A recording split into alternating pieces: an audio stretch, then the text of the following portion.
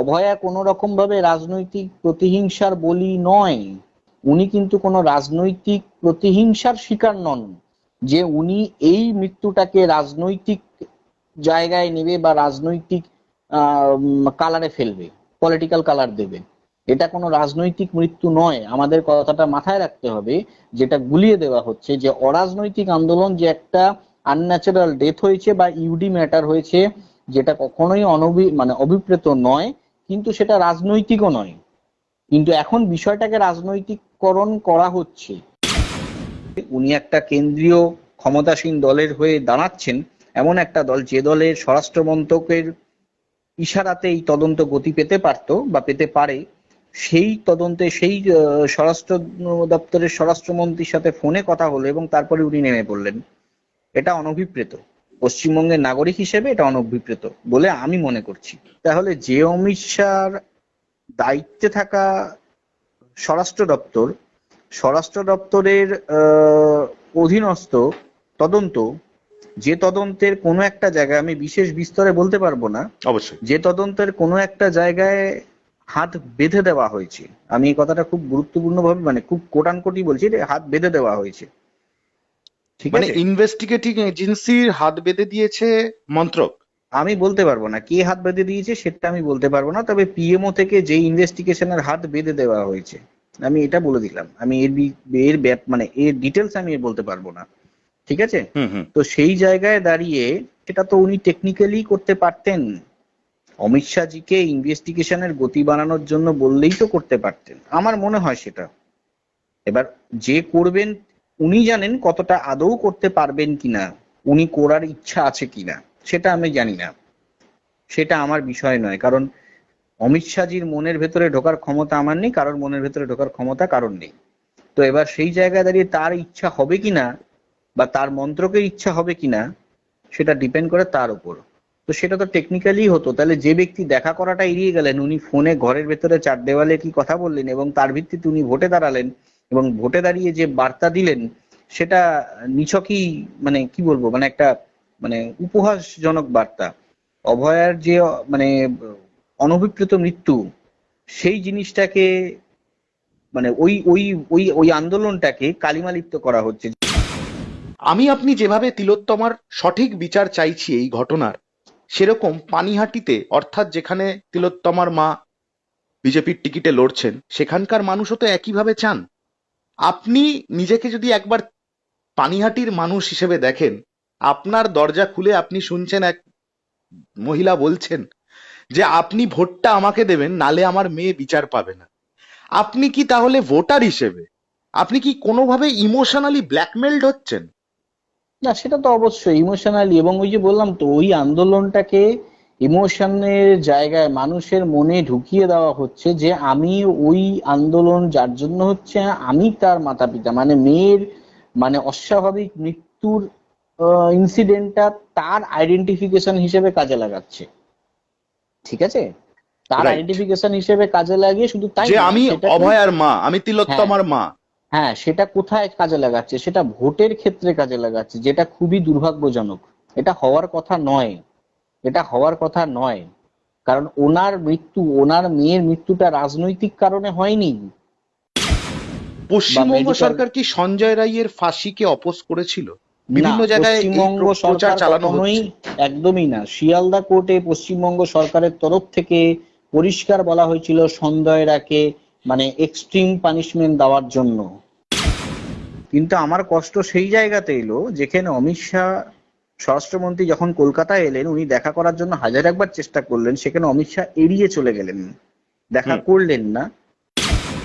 উনি এ কিন্তু বলেছেন, রাজনৈতিক, রাহুল বাবু, আপনি জুডিশিয়ারির অংশ বিশেষ, সেই কারণেই আপনাকে আমি ধরিয়ে দিই।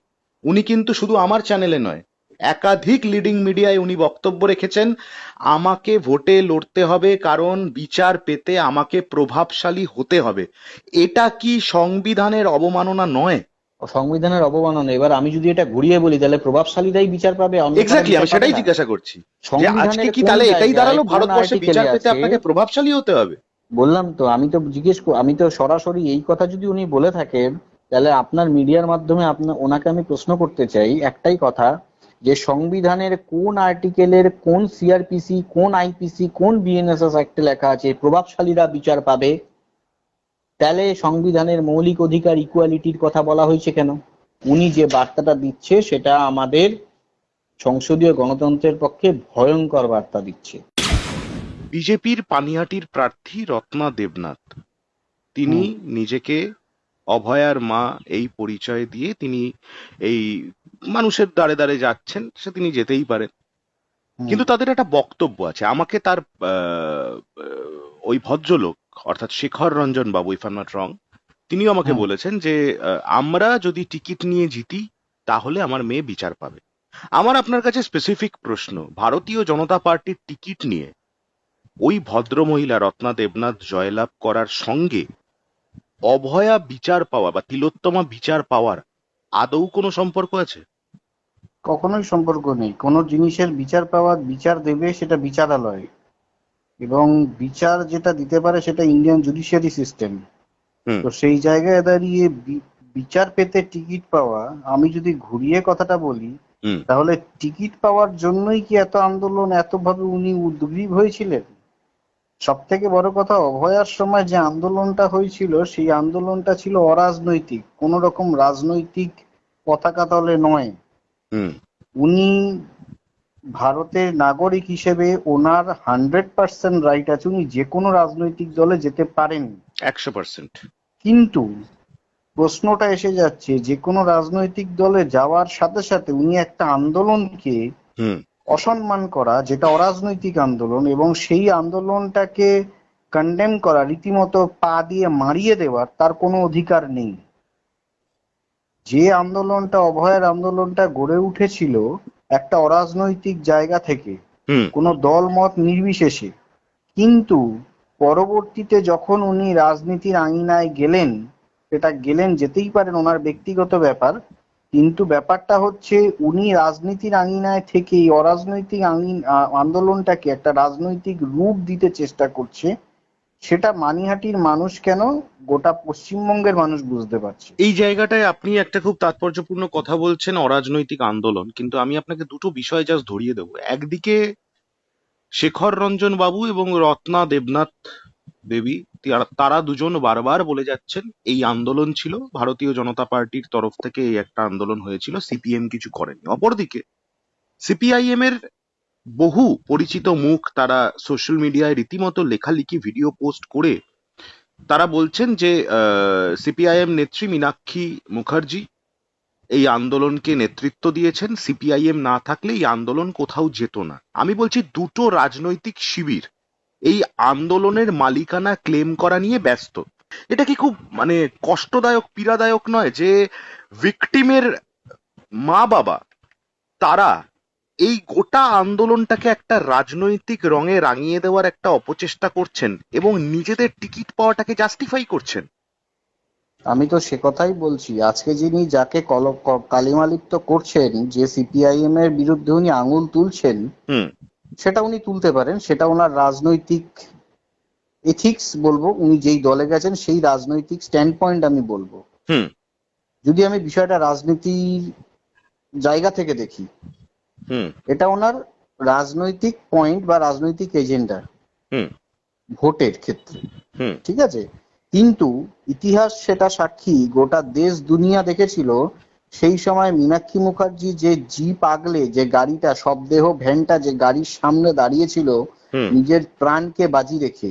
আমার সঙ্গে কথোপকথনে শেখর রঞ্জন দেবনাথ স্পষ্ট ভাষায় বলেছেন মীনাক্ষী কিচ্ছু করেনি, কারণ যতক্ষণে মীনাক্ষীরা গাড়ি আটকেছে ততক্ষণে কলকাতা পুলিশ ময়না তদন্ত কমপ্লিট করে দিয়েছে এবং ইনভেস্টিগেশন ইনিশিয়েট হয়েছে। একদমই ঠিক। মীনাক্ষী মুখার্জি কিছু করেননি নয়, মীনাক্ষী মুখার্জি সহ বামপন্থীদের দাবি ছিল বডিটাকে প্রিজার্ভ করা। পোস্টমর্টেম হয়ে গেছে সেটা তো সবাই জানে, সেই ততক্ষণে পোস্টমর্টেম হয়ে গেছে, আরজিকরের ভেতরেই ইন্টারনাল পোস্টমর্টেম ওরা করে নিয়েছে, সেটা ঠিক। ভিকটিমের বাবা মা, আমি ভিকটিমের মা এই পরিচয় দিয়ে একটি রাজনৈতিক দলের টিকিট প্রাপ্ত রত্না দেবনাথ তিনি যাচ্ছেন দৌড়ে দৌড়ে, মানুষ সেই মেয়েটির কথা ভেবে কেউ কেঁদে ফেলছেন, কেউ ইমোশনালি ভালনারেবল হয়ে যাচ্ছেন। আমার কথা হচ্ছে, একজন মানুষ হিসেবে, আইনজীবী হিসেবে শুধু নয়, একজন মানুষ হিসেবে আপনি বলুন, একজন ভিকটিমের নামকে এইভাবে একার্থে রাজনৈতিক নিলামে চড়িয়ে ভোট প্রার্থনা, ভোট ভিক্ষা করা একটা গোটা দল, এবং কি সাংঘাতিক স্টেটমেন্ট। তার পরিবার বলছে আমরা ভোটে না জিতলে আমাদের মেয়ে এই মামলায় হেরে যাবে। আপনি একজন আইনজ্ঞ, কি চোখে দেখছেন এই কথাকে?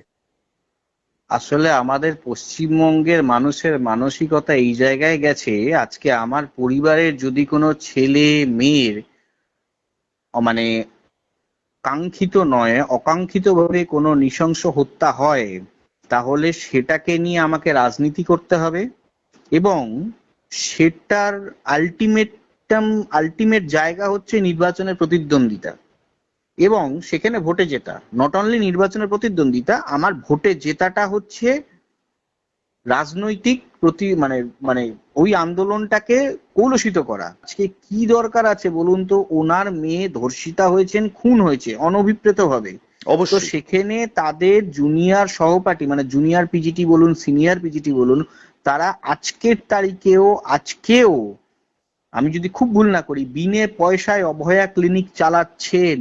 হুম। একটা একটা কোট আমি আপনাকে বলছি, আমারই চ্যানেলে প্রকাশিত, সারা বাংলা শুনেছে। ঘটনাচক্রে যিনি তিলোত্তমার পিতা, বিজেপি প্রার্থী রত্না দেবনাথের স্বামী শেখর রঞ্জন দেবনাথ, তিনি বলছেন, আমি তাকে জিজ্ঞাসা করি যে আপনি তো একটি প্রেস বাইটে বলেছিলেন সিবিআই অপদার্থ। সিবিআই পরিচালিত হয় যে মন্ত্রকের দ্বারা, সেখানে অমিত শাহ আছেন, আপনি তার ফোনে ভারতীয় জনতা পার্টিটা জয়েন করলেন। আপনি এই রুটটা আমাকে একটু বোঝাতে পারবেন যেটা আপনি কেন করলেন? তিনি উত্তরে বলেন, হ্যাঁ সিবিআই অপদার্থ। কেন অপদার্থ? একটি প্রিমিয়াম এজেন্সি এতটা কেন অপদার্থ? সেই খুঁজতেই তো আমাদের বিজেপিতে যাওয়া।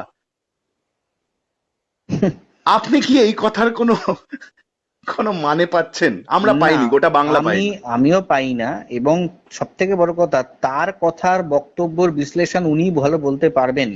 আমি আবার বলছি, ওনার সাথে বা ওনাদের সাথে আমার বা আমাদের ব্যক্তিগত কোনো বিরোধের জায়গা নেই, থাকতেও পারে না। ওনারা আমাদের নামে অনেক রকম কলুষিত করেছে এবং আমাদের বিরুদ্ধে মামলাও করেছে, সিবিআই এর তরফ থেকে সিবিআই এর বিরুদ্ধে মামলা করেছে। কোনো বিচার দেওয়ার ক্ষমতা যদি থাকে সেটা জুডিশিয়ারি সিস্টেমে। ভোটে জিতে বিচারের কথা বলা যায় না, সেটা না, এটা বিচার তো একটা পাওয়া হয় না। সাংঘাতিক বার্তা। আপনি আইনজীবী, আপনার কাছে বহু ভিকটিমের পরিবার আসেন, তারা আপনাদের কাছে হাত জোর করে দাঁড়ান যে আমাকে বিচার পেতে সহায়তা করুন। তাহলে আপনাদের তো আর কোনো প্রয়োজনই থাকছে না, আইনজীবীদের হ্যাঁ, আর কোনো দরকারই নেই। জুডিশিয়ারি সিস্টেমে আমার বাড়িতে কোনো অনভিপ্রেত কোনো ঘটনা ঘটলে, তাহলে আমি সোজা একটি রাজনৈতিক দলের টিকিট নিয়ে নেবো, আমি জিতে গিয়ে তাহলে আমি বিচার পেয়ে যাব। ওনারা তো এটাই বলছেন। আমার খারাপ লাগতো না যদি উনি ওখানে নির্দল হিসেবে দাঁড়াতেন। আমার কেন, আমার মনে হয় পশ্চিমবঙ্গবাসীর কারেক্ট। কারোরই খারাপ লাগতো না উনি যদি নির্দল হিসেবে দাঁড়াতেন।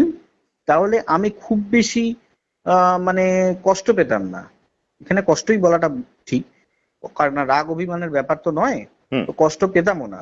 বিরোধী দলনেতা শুভেন্দু অধিকারী অনেকবার চেষ্টা করেছিলেন, কিন্তু অমিত শাহ চাইনি, তাই দেখা হয়নি।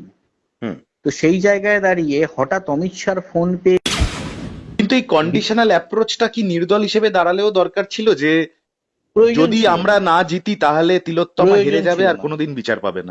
প্রয়োজন ছিল না। তিলোত্তমার বিচার দেবে, তিলোত্তমার বিচার মামলা অনগোয়িং প্রসেস। তিলোত্তমার আলটিমেটাম ইন্ডিয়ান জুডিশিয়ারি সিস্টেমের হাতে, না তো assembly, West Bengal assembly election বা অ্যাসেম্বলিতে যাওয়া বা বিধানসভায় যাওয়া সেটা নিয়ে। সেটা এরকম ব্যাপারটা নয়। জুডিশিয়ারি সিস্টেমটা আলাদা। জুডিশিয়ারি পার্ট হচ্ছে জুডিশিয়ারির জায়গায়, পলিটিক্যাল পার্ট হচ্ছে পলিটিক্যালসের জায়গায়। তো এইটাকে নিয়ে যেটা আমরা জানি, রাজনীতিকরণ। এক্সিকিউটিভ, লেজিসলেটিভ আর জুডিশিয়ারি তিনটি আলাদা আলাদা আমাদের কনস্টিটিউশনের পিলার। একদম একদম। তো ওনারা এই দুটোকে মিশিয়ে দিলেন। রাহুল বাবু বারবার বিভিন্ন মিডিয়ার সামনে প্রকাশ্যে ক্যামেরায় শেখর রঞ্জন দেবনাথ, অর্থাৎ বিজেপি প্রার্থী রত্না দেবনাথের স্বামী, ঘটনাচক্রে তিলোত্তমার পিতা, তিনি দাবি করছেন সিবিআই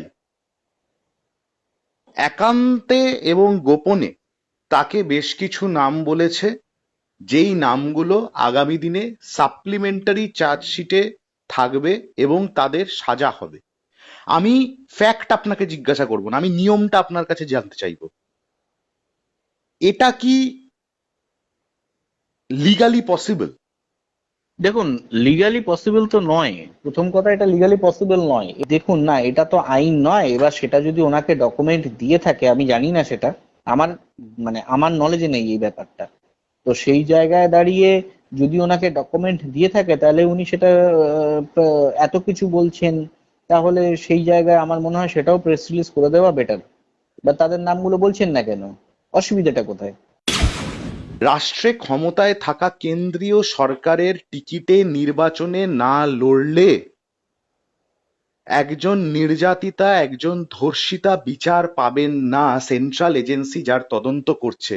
এই পুরো বিষয়টা, আমি এই ঘটনাটা ছেড়ে দিলাম, আমি এই বিষয়টাকে সার্বিকভাবে বলছি।